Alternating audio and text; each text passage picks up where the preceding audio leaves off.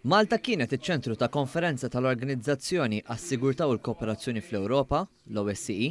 fejn l-Istati membri fih dan din l-organizzazzjoni ġew f'pajjiżna f'delegazzjonijiet sabiex jiddiskutu s-sigurtà f'perjodu ta' tibdil fil-klima globali. Kull stat minn madwar id-dinja qed jesperjenza kundizzjonijiet ambjentali rari u f'ċertu każijiet estremi li qed jitfgħu s-sigurtà tal-poplu f'riskju. Il-Ministru għall-Affarijiet Barranin u ċ-Chairman Office tal-OSCE, Ian Burch, fakkar kif Malta kienet waħda mill-ewwel pajjiżi li qajmet kuxjenza politika ambjentali lura fl-1988 u din hi xi ħaġa li bħala pajjiż se titkompla fis-snin li ġejjin. Din l-organizzazzjoni li għandha tajjeb huwa li tħares lejn is-sigurtà b'mod komprensiv. Il-fatt li allura qbilna biex niġu niddiskutu hawnhekk f'Malta u t-tmexxija Malti anke qiegħda tressaq quddiem inizjattivi bħal dik li tħarreġ żgħażagħ esperti biex kull pajjiż ikollu allura n-nies illi jagħtuh is-soluzzjonijiet tekniċi anke għax iż-żmien qiegħed kontrina naħseb illi qed tinżel tajjeb mal-parteċipanti u nħarsu l-qudiem issa fuq l-implementazzjoni.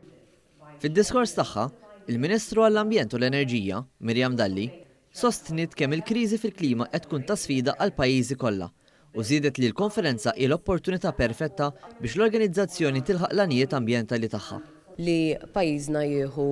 rwol primarju, rwol ewlieni biex jimbotta l-qoddim il-ħtieġa ta' azzjoni klimatika, ħalli nkunu qegħdin nindirizzaw it-tibdil fil-klima, fejn inti għandek 57 pajjiż differenti li jiġu flimkien fuq il-pjattaforma tal-OSCE, huwa importanti ħafna għaliex b'dak il-mod tkun qed iġġib din il-kollaborazzjoni u l-kooperazzjoni reġjonali